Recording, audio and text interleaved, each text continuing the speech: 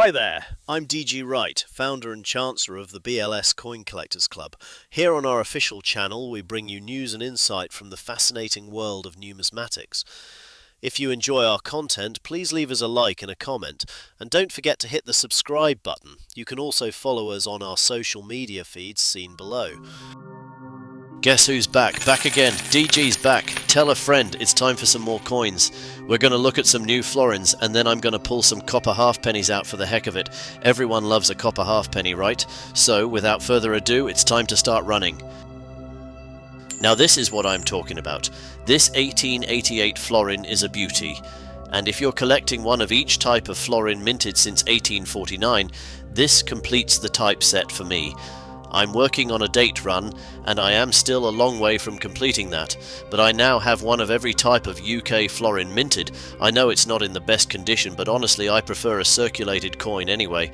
It feels like there's more history behind it. Now we're skipping a lot of years. It's a 1948 florin, 60 years younger than the last coin. A duplicate, of course, but I have an odd fondness for duplicates. I picked up a small collection of 6 copper-nickel florins, and this is the oldest of them. Next up, 1951. This was the last date of florin issued for George VI. The king died early in February of 1952, so very few circulating coins were issued for that year. No UK florins exist for 1952. Some proof, half-crowns and shillings exist, but are extremely rare. 1953 was the first year in which coins were issued for Elizabeth II, this florin among them. This was also the only year in which the Queen's titles included Brit Omne of all the Britons. As British colonies gained independence, the title was dropped on her later coins. Next up is a 1955 florin. As you can see, the Queen's titles have been pared down, losing Brit Omne. For the remainder of her reign, her titles would be Elizabeth II, by the grace of God, Queen, Defender of the Faith. The last two of this little florin collection are 1956 and 1957 specimens. Florins would continue to be minted until 1967, with some made in 1970 as part of the last pre-decimal coins proof set. I have the florin and the penny from the 1970 proof set. Florins kept circulating alongside the decimal tenpence, and members of the BLS Coin Collectors Club started collecting them in earnest in late 1991, before they were demonetized in summer 1993. Alright, now we've got the florins out of the way, let's jump in and have a look at some copper halfpennies. The first official copper halfpennies were issued in 1672 under King Charles II. This one is from the reign of William III, minted in 1700. I do have a 1699 halfpenny, but it's in such awful condition it doesn't need to be shown off here. William's predecessor James II issued halfpennies in tin, but William switched back to copper in 1694. We've seen this one relatively recently, but it's worth showing off again. Minted in 1717, this halfpenny, not a farthing as previously stated, is from George I's so-called dump coinage. Coins struck on smaller, thicker flans. Some 1718 dump coins exist, but are extremely rare. George's second copper coinage replaced the dump coins in 1719. Later in George I's reign, 1724 saw the minting of this halfpenny. These were struck on wider, thinner flans than the dump coinage, setting the model for later copper halfpennies and farthings. The coins would retain much the same design and size until 1775. Moving on into the reign of George II, this lovely halfpenny bears the date 1738. While most halfpennies of this vintage turn up incredibly worn, this one is a nice exception, with much of the design still visible. This particular coin appears in early Coin Club records and has been in my collection for at least 35 years. The next coin is from 1746. This is the first year in which George II's portrait on the copper coins was replaced with an older bust. This coin is more heavily worn than the previous one, but still in nicely recognizable condition.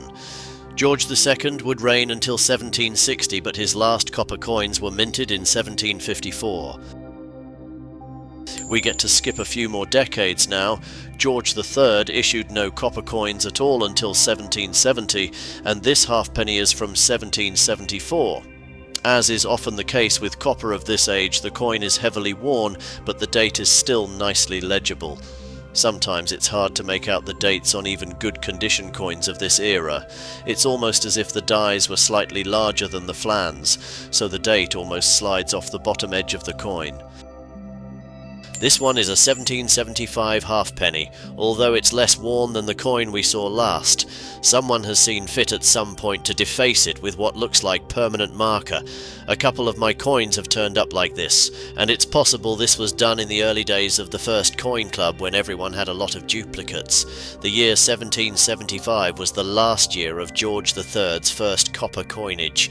No more copper would be issued for over 20 years until the cartwheel coinage in 1797, and halfpennies would have to wait until 1799. The introduction by Matthew Bolton and James Watt of the steam-powered coining presses in 1797 at the Soho Mint in Birmingham led to a new level of quality in coin designs.